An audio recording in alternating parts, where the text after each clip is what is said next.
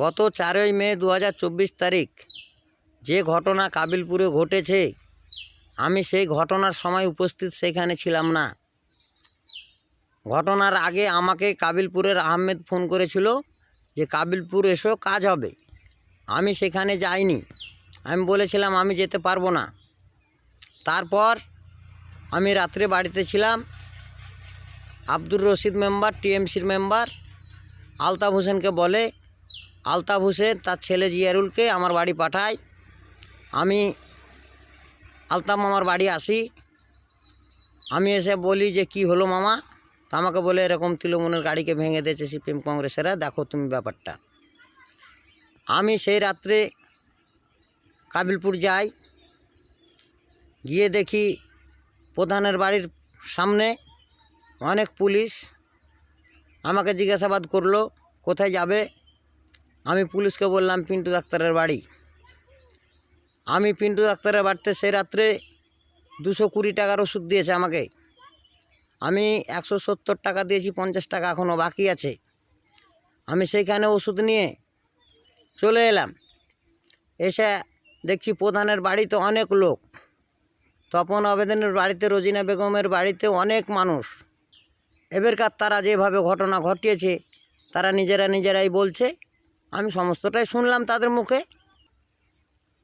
এবং প্রধানের বাড়িতে সিপিএম সমর্থিত কংগ্রেস মনোনীত প্রার্থী মুর্তজা হোসেন সাহেব প্রধানের বাড়িতে ছিলেন। প্রধানের বাড়ি থেকে মুর্তজা সাহেবকে আমি, আরও কিছু লোক এবং গরিপুরের ফটিক মামারা সেদিক থেকে এসে সীতাসনগর ঘাটে কংগ্রেসের প্রার্থীকে রেখে এসেছিলাম।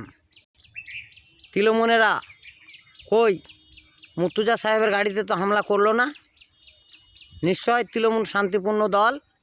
আমি তাতে বুঝে নিলাম। তার কারণে আমি নিজের ইচ্ছায় আমি তৃণমূল কংগ্রেসে যোগদান করেছি। এবং আমি তৃণমূল কংগ্রেসের জন্য পশ্চিমবঙ্গের মানুষের কাছে আমি দাবি রাখবো যে আমাদের 3 দফা ভোট হয়েছে, আরও 4 দফা ভোট বাকি আছে। আপনারা এই উস্কানিমূলক দলকে, এই অশান্তিকারী দলকে, এই গুন্ডাগাড়ি মাস্তানি দলকে, সিপিএম কংগ্রেসকে একটিও ভোট না দিয়ে তৃণমূল কংগ্রেসকে ভোট দিয়ে আপনারা বিপুল ভোটে জয়যুক্ত করুন। আমি কোনো টাকা পয়সায় বিক্রি হয়নি, আমাকে কেউ কিনে লায়নি, আমাকে কেউ ভয় দেখায়নি। এবং আপনি বলছেন ঠিক আছে, আপনারা বলছেন, কিন্তু আপনারা বলেন সর্বপ্রথম আমাদের জেলা সদস্য সিপিএম পার্টির মোহাম্মদ ইসমাইলকে যে নিজাম, আমি তো 2011 সাল থেকে তৃণমূল কংগ্রেস দলটা করতাম এবং গ্রাম পঞ্চায়েতে আমাদের তৃণমূল কংগ্রেসের টিকিট নেওয়ার জন্য, প্রতিদ্বন্দ্বী করার জন্য আমরা দাবিদার ছিলাম। সেখানে দাবিদার ছিলাম মাত্র 3 জন, এবাদত হোসেন উপপ্রধান, 2018 সালের হারা মেম্বার আব্দুর রাকিব, আর আমি নিজামুদ্দিন শেখ। যা হোক আমরা টিকিট পাইনি, আব্দুর রাকিব পেয়েছিলেন। সে সমর্থন করেছেন এবাদত হোসেনকে। সেই সময় আমাকে মোহাম্মদ ইসমাইল কত টাকায় কিনে টিকিট দিয়েছিলেন, কত টাকায় কিনেছিলেন সেটা ভালো করে বলতে পারবে মোহাম্মদ ইসমাইল শেখ। মোহাম্মদ ইসমাইল শেখ যদি কিনে থাকে আমাকে তৃণমূল থেকে সিপিএম আনার জন্যে, তাহলে সেটা ভেবে নেবেন। আমি কারো টাকায় দল করি না। আমি গ্রাম পঞ্চায়েতে খরচ করেছি আমার নিজের টাকা, কোনো জেলা পরিষদ পঞ্চায়েত সমিতির টাকা পাইনি, দলের টাকা পাইনি। এবং এবারকার যে মুর্তজা সাহেব দাঁড়িয়েছিলেন, আমার এই অনেক টাকা খরচ।